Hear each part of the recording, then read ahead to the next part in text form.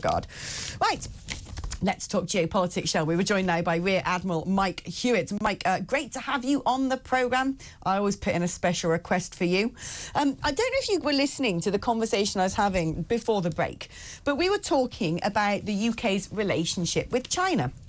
Because this Labour government had made it their business when they sort of decided who they wanted to go and see and, touch palms with. They made it their business to go over to China to renew our relationship with Beijing.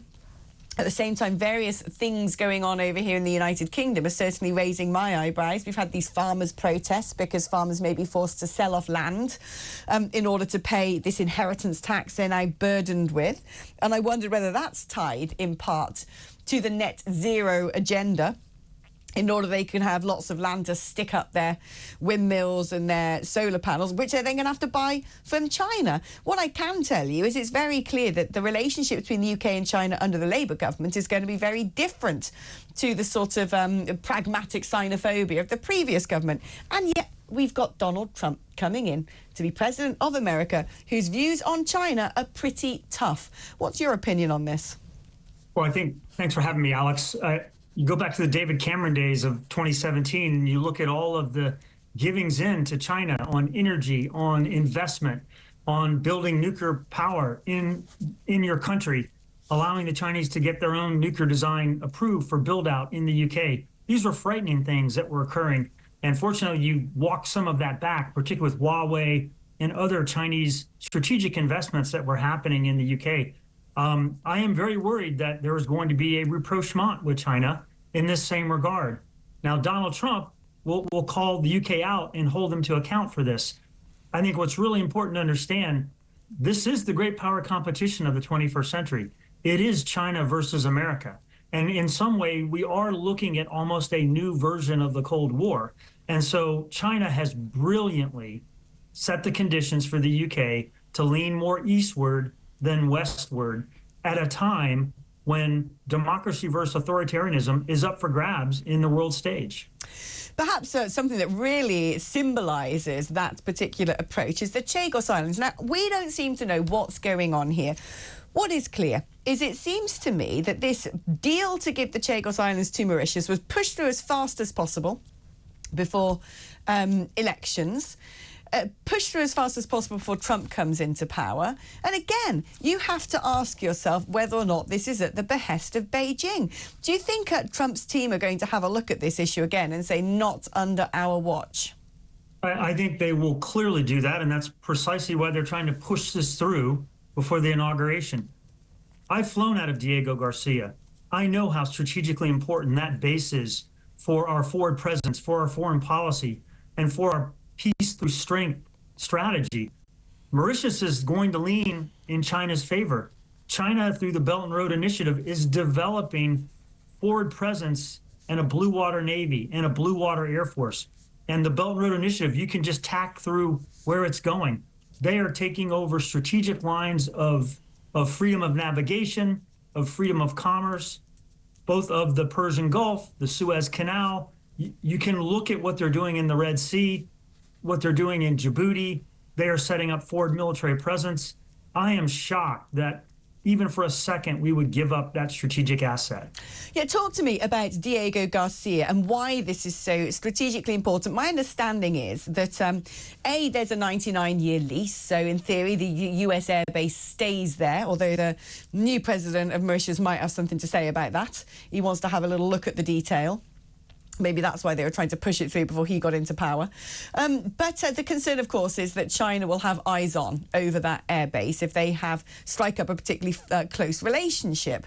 And if we've given up any control of it, we don't have any say over who gets to have eyes on over that airbase. We are, of course, America's closest ally. And my understanding is that nuclear-capable bomber planes are based in Diego Garcia. Explain to me how this sort of fits together geopolitically. Would Diego Garcia be an airbase that was used to deploy, let's say, B-52s if China decided it wanted to go into Taiwan? Yeah, so that's an airbase that we have pre-positioned strategic assets during the Cold War, and obviously we've used that base for attacks on Al-Qaeda and other forces in the Middle East. it is a strategic base. And by giving it up, or even by allowing the Chinese to leverage their ability to be on top of that base, we will lose that asset. And this is right at the time that the Chinese are building out their own assets. And so what you'll end up finding is that the Chinese will have their strategic forces eventually at that base. And that is an area that we will lose advantage in. They are operating in the 21st century, building out a first world Navy to take on the US and the UK. And this base would give them tremendous leverage against the Allies. Gosh, when you put it like that, it is blimmin' frightening.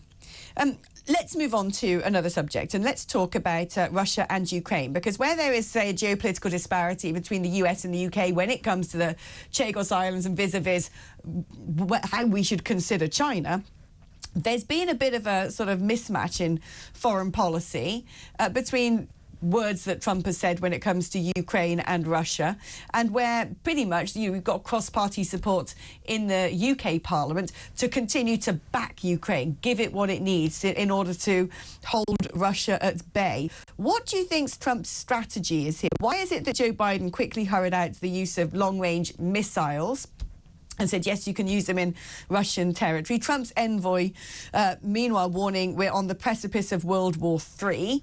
And this idea instead that there's going to have to be some sort of deal. What should that deal look like? Because if Ukraine was to cede to Russia areas that Russia has occupied, again, going back to the significance of maritime bases, we're not just talking about the borderlands, the hinterlands that are Russian-speaking. We are talking about that whole sweep of coastline. Well, let's start with what the Biden administration and the UK government and most of NATO have been supporting for the last 2 years, which is a stalemate and a massacre on both sides. This is not about territory. This is about energy infrastructure. And this war is not about Ukraine. It's Russia versus America. And it's Russia, China, North Korea, and Iran versus America and its allies. Ukraine just happens to be the country that's stuck in the middle of these devastating attacks. So at least with Donald Trump coming into office, you're watching jockeying for position right now, because they all know on day one of his presidency, he will force Zelensky and Putin to some kind of negotiating table. What those parameters are, we will see. But I think that General Kellogg, being announced as the envoy, he has written extensively on this topic. And I think if you go back and read what he said, the fighting must stop before there can be any negotiation. Do you think, though, before I let you go, Mike, do you think that my sense is that, you know, Russia's already got Crimea in the bag. That was a huge mistake, in my opinion, back when we just sort of went, oh, well, never mind, you can keep it. Do you think that any sort of negotiation should have to think long and hard about when it comes to those coastal territories? I don't think we're going to solve the territory issue immediately. And the vast majority of young people in Ukraine will trade territory for peace right now. What I think Trump is going to do is he's going to get the fighting to stop. We're going to get some kind of peace agreement with some undefined territory, demilitarized zone, some type of an armistice. And on the heels of that, we will focus on building out the Ukrainian defense industrial base, taking full advantage of their natural resources and ensuring that they become a Western-aligned ally. And that's what they want. And so I think what Trump has put together with General Kellogg and others is get the fighting to stop, because what we have right now is nothing more than a massacre. And the last thing I will say is Putin is winning this war because he's dragging it out. He's been on a war footing for 2 years, and you cannot trust him. He will violate any agreement that is made. Trump understands that. So the term that I would use, it has to be a sustainable, verifiable, and enforceable agreement. And the other last thing I will say is we don't have a good track record on this. The Budapest Memo of '94, where they gave up their nuclear stockpile in trade for sovereignty and our security guarantees. They violated that in 2014 when they invaded Crimea, and they certainly violated it when they invaded Ukraine. And look who was in charge every time that happened. Clinton with the Budapest Memo, Obama with Crimea, and Biden with Russia's invasion of Ukraine. We are very lucky that Donald Trump is back. And I believe this war would have never started had he been the president in 2021.